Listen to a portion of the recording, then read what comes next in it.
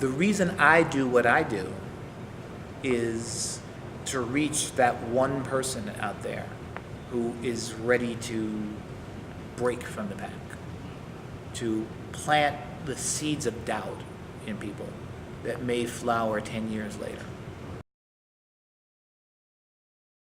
It is a grand experiment and a gamble.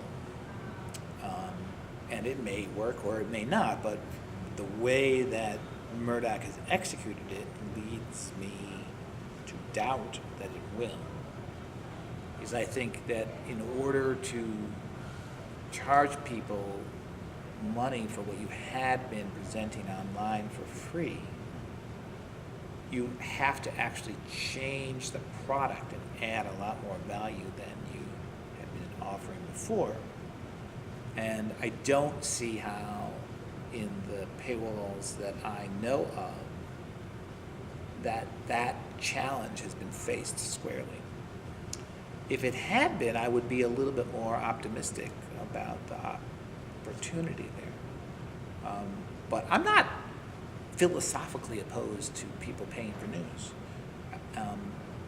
Subscriptions and selling subscriptions is actually a different way of sustaining a news operation from broad circulation and advertising. Those have always been alternative ways of gaining a viable business and of influencing society. And one of the striking things about Murdoch in his career is that he's always been the price cutter. He's always been the person going for the bigger audience and the power and authority that come from large numbers and huge empires. And now he is shifting over to become more of a quality publisher who would persuade people to subscribe. And I don't even know if that's in the DNA of News Corp, but we'll see. No one can say they know how it's going to turn out. I certainly don't. Well, I've seen some good and I've seen some bad. Last night the program Four Corners, is that what it's called? Four Corners. Yeah, it's a very serious show. And it managed to address both the events in the campaign that were part of the candidate's struggle to win, and at the same time address the big problems and issues that they have to grapple with as leaders. And very often it's sort of one or the other. It's now we're going to do policy versus let's talk about the race. But you didn't find that conflict in that show. That was very effectively done. Similarly, I watched Q&A with Tony Abbott, and the questions from the citizens were very good. And I don't think that replacing them with the press gallery from Canberra would have been any better. And I don't think the dialogue with Abbott would have been any better. So that's impressive. On the other hand, I watched Insiders on Sunday morning, and it just made me laugh because, first, the whole idea that the journalists are the insiders, seems to almost give away the game, from the beginning. Isn't that the problem, that they're the insiders, right? But they were celebrating it, so that was amusing to me. But even more amusing was the fact that down to the intonation and some of the terms they used and some of the gestures that they made, the journalists on that show behaved exactly like their counterparts in the United States. I mean, exactly. As if, I don't know, that they were reading from the same book, or they were watching the same movies or something, or had gone to the same finishing school. I just found that to be remarkable, and it actually made me think, well, what is it about political journalism itself, or professional journalism, that kind of leads two different presses, two different professional communities, to the same style, right? And I don't know what the answer to that is, but it's got something for me to really think about, because the relationship was striking, very striking.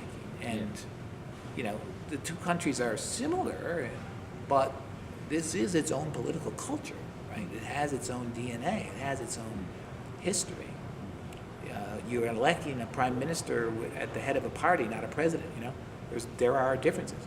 And there are differences in the journalistic culture as well. But somehow, in this insider cult of political analysis, it's identical across two countries. And that's gonna cause me to ask myself some really hard questions to explain it. Well, I wrote about this. I call WikiLeaks the first stateless news organization. And what's striking about it to me is that all previous news companies or sites that we know of are actually artifacts of a particular country and its laws. What's striking about WikiLeaks is that it's organized according to the logic of the internet, not according to the laws of a particular nation. And so the whole notion of public service, national interest, national security doesn't even compute in the world of WikiLeaks. And what that means to me as an analyst of the press is that it's a novel formation and can't actually be understood through categories and expectations that we have from other institutions. And people have a hard time with that idea of a novel formation. They don't believe it, or it's kind of antithetical to the way they think. But sometimes you get things like that they don't actually bear any resemblance to what we've seen before.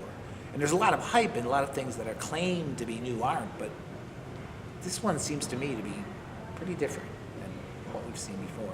And when the New York Times, which collaborated in a way with WikiLeaks on the last big story, I was very struck by how the reporters, when asked sort of like how it worked, would say things like, well, they were a source. We treated them as a source like any other source.